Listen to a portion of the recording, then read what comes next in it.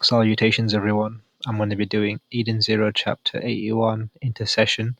And to start it off, the start of the chapter, we have a cover page with Hermit sat on the couch in a very interesting position. I've got to say, I'm not a big fan of Hermit, and yeah, so I'm just gonna ignore this scene completely and move on with the chapter.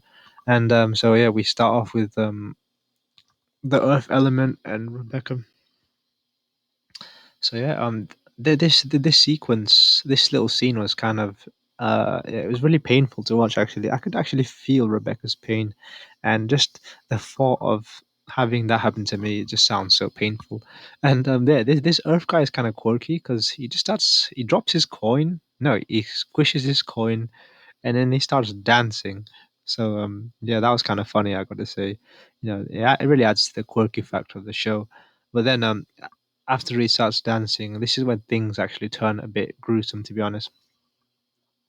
So obviously he's the element of wood or earth, and he has these roots that can spread through the body, and the way the paneling looks like, and it's kind of spreading through her veins and stuff. And yeah, so these roots spreading through your body, I can imagine that happening to me, and that just sounds painful as it is.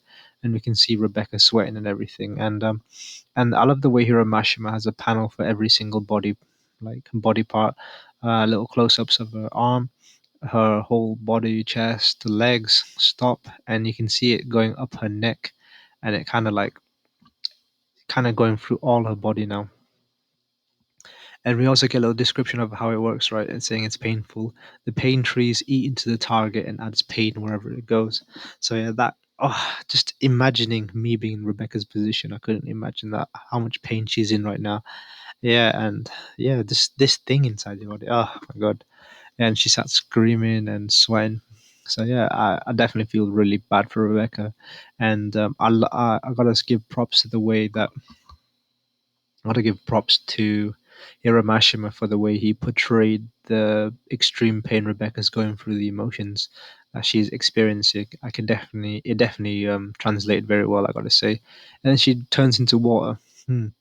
And Laguna comes in and he kind of saves Rebecca, to be honest, with his ability to turn anyone who cries in front of him into water.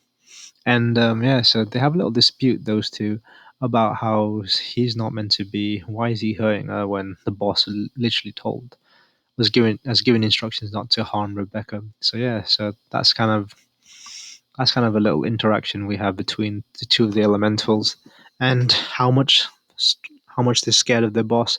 And we can see that the Earth elemental, I forgot his name, but he starts sweating when Laguna threatens to tell the boss about what he's done anyway.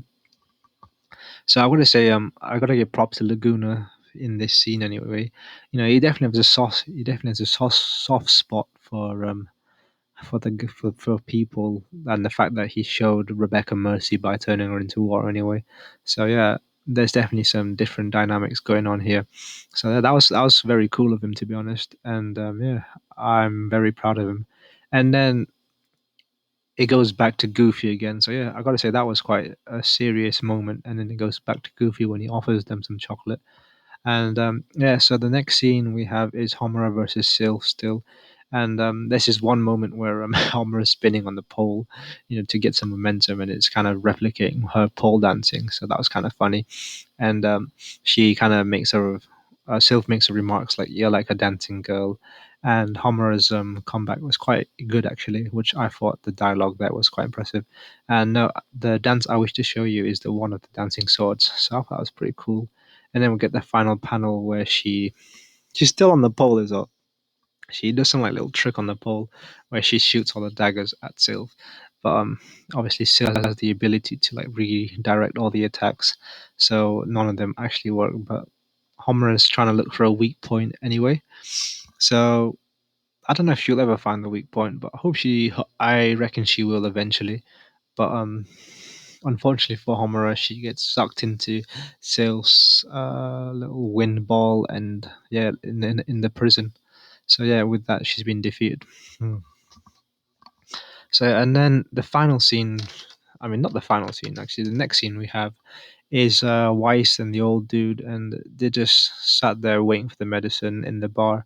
but the person who comes in is Faye of the fire element, and this is the guy I said that looks like Natsu anyway, and he does have some similarities to Natsu with the whole spiky hair and like really sharp features, but obviously it's not Natsu anyway. But this guy's the sniper guy.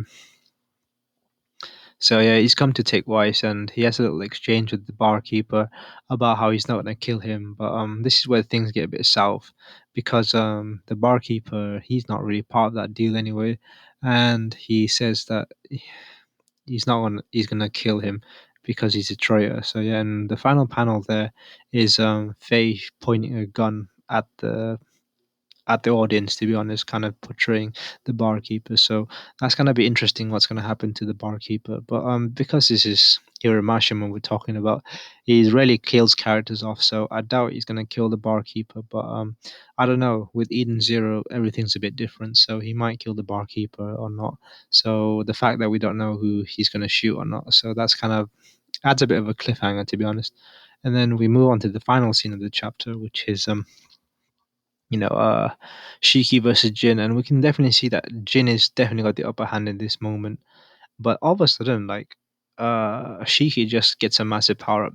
This is one of those BS power ups. I don't understand. He just gets up and he has a power up.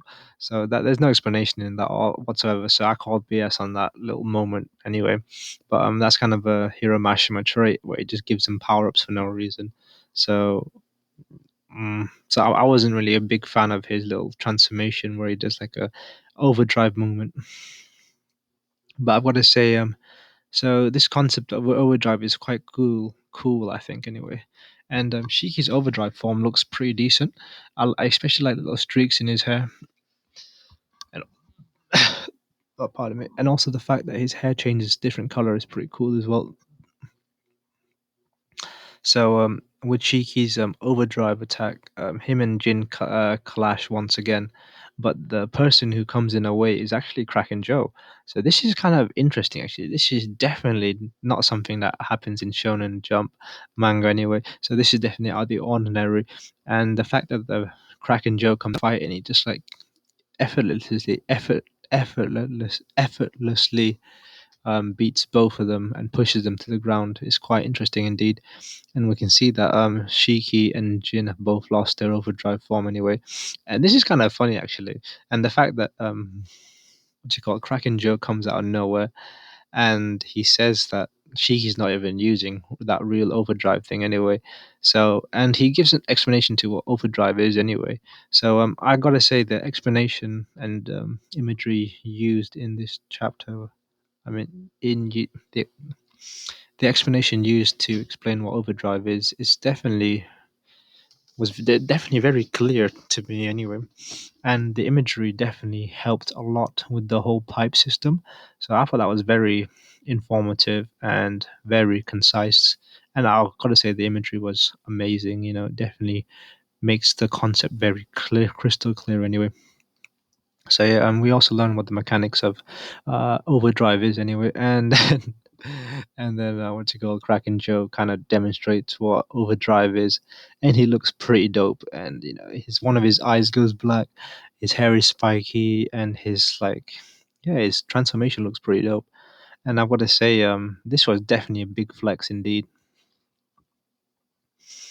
But I've got to say, I have no idea how Shiki's going to beat Kraken Joe in this moment in time. Um, just the way that he seems like Kraken Joe completely outclassed him and Jin at the same time. There's no way that Shiki can beat Kraken Joe at this moment in time without some BS way. The only way I can see the gang even doing anything remotely is they have to run away and regroup, or someone else is gonna come and help save them. So yeah, but I gotta say, Kraken Joe definitely flexed on Shiki in this moment in time. So Shiki has this like weird pseudo overdrive situation, and it Kraken Joe just comes out of nowhere and just slaps him like, no, that's not how it is, bro. This is what real overdrive looks like. What I say, and I definitely like how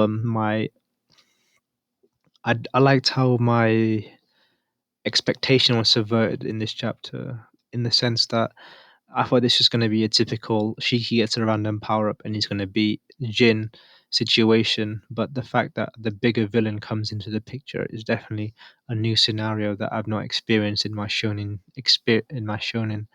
adventures anyway. So I'm definitely interested to see what happens comes next. This is definitely a unique event for me anyway. So I want to see how this plays out. But yeah, I definitely wasn't a fan of that random power up Shiki got. There was no explanation for that. But and what was that anyway? Because if Kraken Joe says that's not real overdrive, then what does Shiki even do? So that's interesting to know as well. But yeah, this chapter was it was a it was a solid chapter. Oh, I'm losing my ability to speak there. It was a solid chapter, nevertheless, and I'm looking forward to what chapter 82 holds in store for us. Bye.